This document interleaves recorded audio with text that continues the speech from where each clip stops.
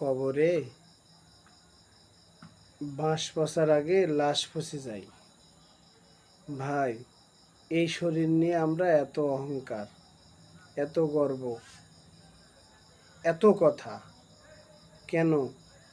যেখানে কবর দিয়ে আত্মীয় স্বজনরা চলে আসে, সেখানে বাঁশ পচার আগে লাশ পচে শেষ হয়ে যায়, পোকামাকড়ের খাবার হয়ে যায়। প্রিয় ভাই, সেই শরীরের যত্ন নিয়ে সেই শরীর ঠিক রাখার জন্য কত রকম প্রচেষ্টা আমরা চালাচ্ছি। আসুন, যেখানে লাশ পচে যাবে, বাঁশ থেকে যাবে, সেখানে গিয়ে আপনার কি করুণ অবস্থা হবে। অন্ধকার ঘর, কেউ সাথে থাকবে না, কেউ পাশে থাকবে না, আত্মীয় স্বজন কেউ যাবে না। ভাই, আমরা কবর সম্পর্কে সচেতন হই, কবর সম্পর্কে সতর্ক হই।